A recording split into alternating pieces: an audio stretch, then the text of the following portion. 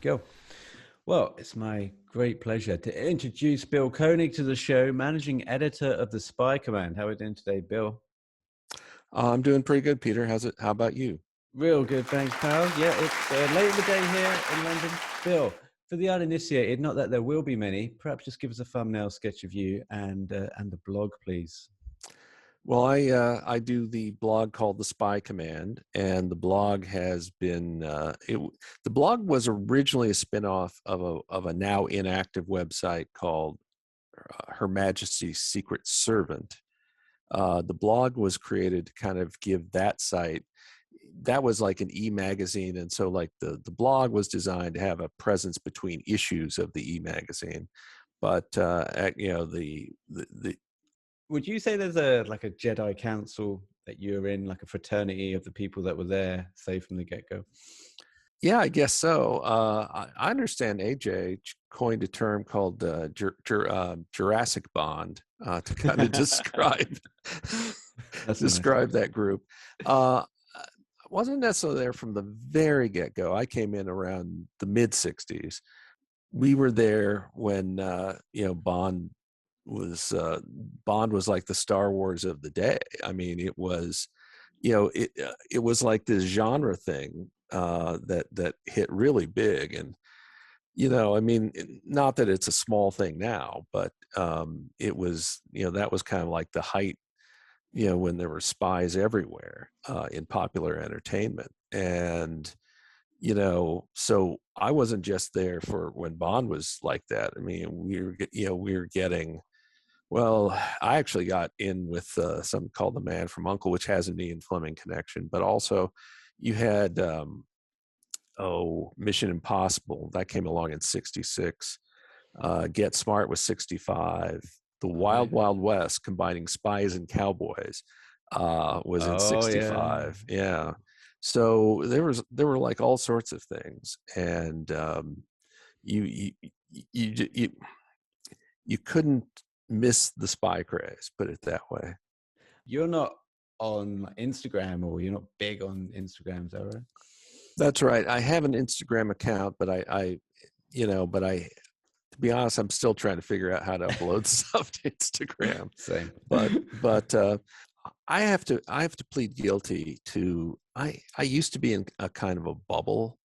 The thing with the HMSS site was, it was based out of Chicago, and it was like a lot of like-minded people. What I've kind of noticed over the years, as I've kind of sought to make more connections within the fandom, is there is definitely a more diversity of opinion than I think I realized. And but I think one of the hazards of fandom is you can get into these bubbles. And so in the case of what I was describing, it was kind of like, Connery was king, and it's like, Connery's my favorite Bond, don't get me wrong, but there's a tendency to kind of not appreciate the other eras, at least in the bubble I was in. I guess there's like 3 or 4 generations now of Bond fans, and they have different perspectives, and I actually kind of enjoy reaching out and experiencing that. It's like, I figure that it doesn't hurt to get exposed to that, because you may still believe what you believe, but at least you've kind of tested what you believe. Or you might something may hit you. It's like, oh, I hadn't thought of it that way. And that's, and for something that's been around as long as the film 007, that can be pretty exciting, actually. What are your thoughts on this, Bill? I used to have on my Twitter profile, when I first started, I used to have something like, I'm a Bondologist. I just put it up there. And then immediately, once I got into the community, I realized that I was a very, very small fish in terms of knowledge as well as kind of notoriety, that I knew relatively nothing compared to the people that have studied it, devoured content, read books, done locations, produced the content. So I quickly took that bio off. But each time I do see people that kind of say they're Bondologists, I'm not a huge fan of the term, because it doesn't feel like something people need to brag about. But right. do you do you feel like people that come along now really need to earn their stripes when it comes to Bond, because there's so much to learn, there's so much history there? Well, the thing is, no matter how long you've been at it, you can always pick up new tidbits, which is amazing. You know, like, again, something that's been around that long. But I mean, I'm always finding little things I hadn't known.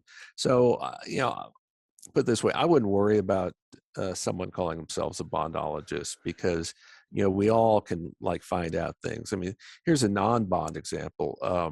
Was the Matt Helm series, and what prompted me, I popped in a movie for the umpteenth time, and what prompted me to do it was this movie Once Upon a Time in Hollywood, where you know, there was a lot about Sharon Tate and a lot about this, you know, what was the last Matt Helm movie. So I watched it again, and I spotted a couple things I had not noticed. One was like a shadow of a boom mic on Sharon Tate's hat in the actual movie, and then this other scene where I knew they doubled Dean Martin, but I didn't realize it was actually Bruce Lee doubling Dean Martin, Oh wow.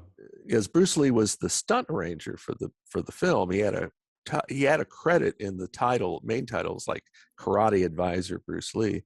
But I suddenly like was again watching this one stunt bit, and I realized I had to like pause it. It was like, well, the skin color was different, and then I realized that is Bruce Lee. And you know, and they kind of disguise it because there's an object in the foreground kind of blocking you from getting a good look at his face. But you know, using the pause on the on the remote control, I could do it enough. And I find, you know, little bits, you know, in Bond movies like that as well. That so um, or you find out just new bits about the films.